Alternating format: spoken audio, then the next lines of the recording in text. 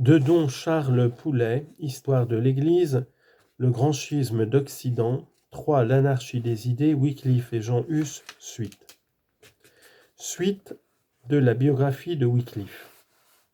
En effet, après avoir mis la Bible à la portée de tous, Wycliffe la fit prêcher au peuple par des prêtres vêtus de peau de mouton à laine rousse, d'où le nom de Rousseau ou pauvre prêtre. Les catholiques les appelaient aussi lollards, semeurs d'ivraie, en latin lolium. Comme plus tard les anabaptistes en Allemagne, ils préparèrent l'éclosion de la révolte des paysans. Ceux-ci réclamaient contre les charges qui pesaient sur eux, notamment la nouvelle capitation. L'insurrection allumée dans plusieurs comtés eut pour chef principal un disciple de Wycliffe, John Ball. Elle prit un caractère nettement anarchique.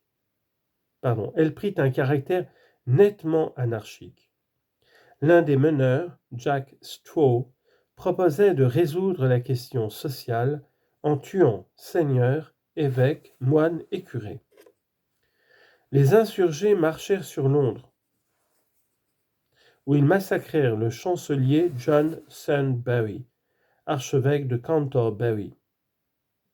Regardé comme le fauteur indirect du mouvement, Wycliffe fut traduit en 1382 devant un synode de Londres par Guillaume Courtenay, devenu archevêque de Canterbury. On lui interdit d'enseigner et il se retira dans la cure de Lutterworth, où il écrivit son principal ouvrage, le Trialogus.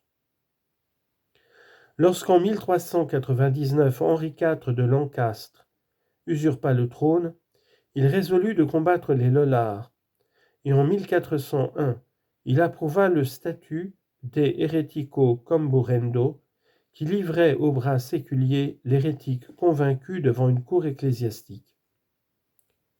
Son fils Henri V, 1413-1422, continua à poursuivre les Lollards et laissa condamner leur chef John Oldcastle, bien qu'il fût son familier. Accaparé par les soucis de la guerre de Cent Ans, puis par la guerre des Deux Roses, l'Angleterre oublia les luttes religieuses.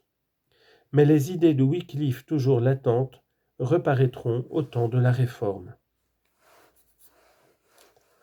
Le mariage du roi d'Angleterre Richard II avec la princesse Anne, fille du roi de Bohême, occasionna des rapports fréquents entre les deux pays. Des étudiants d'Oxford venus étudier à Prague y introduisirent les doctrines de Wycliffe. Jean Hus, professeur à l'université, se mit à la tête du mouvement. Il ne faisait que reprendre les idées de l'hérésiarque anglais, sauf qu'il conservait le dogme de la transsubstantiation. Tribun bien plus que rhéteur, il n'épargne pas les personnalités, même les plus hautes. Il s'en prend surtout au clergé, en séduit une partie et attaque le reste avec une animosité d'esprit opiniâtre et mal équilibrée. Confesseur de la reine Sophie, il s'était créé des protecteurs à la cour du faible et voluptueux Venceslas. Le conflit se doublait d'une querelle de nationalité.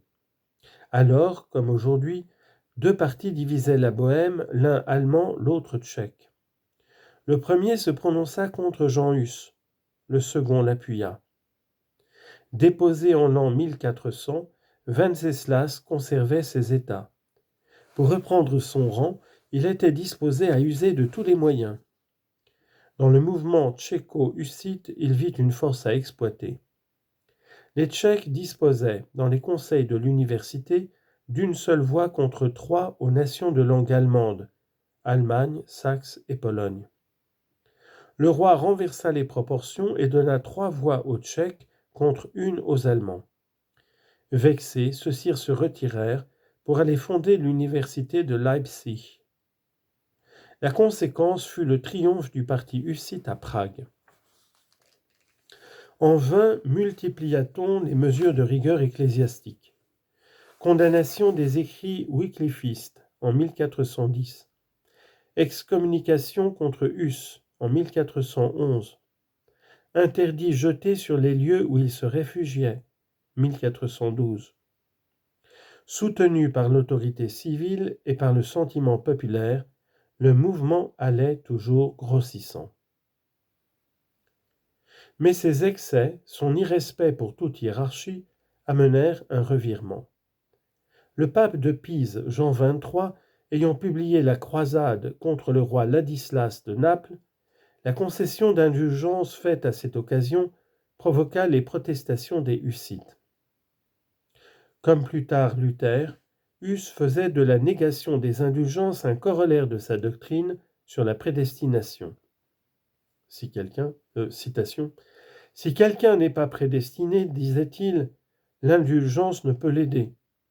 Et si quelqu'un est prédestiné, le pape ne peut pas le savoir.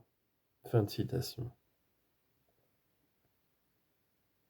Ces partisans outragèrent dans les églises les prédicateurs de l'indulgence. Et le chevalier de Wallstein alla jusqu'à attacher au cou d'une prostituée la bulle pontificale qu'on brûla ensuite solennellement. Wenceslas dut enfin intervenir. 3 sectaires furent décapités, mais Huss les célébra comme des martyrs. L'indignation éclata parmi les Hussites eux-mêmes. Plusieurs se détachèrent du maître, entre autres les professeurs Étienne de Palèche et Stanislas de Znaïm. Wenceslas dut exiger que Huss quittât la ville de Prague, frappé d'interdit par le fait de sa présence.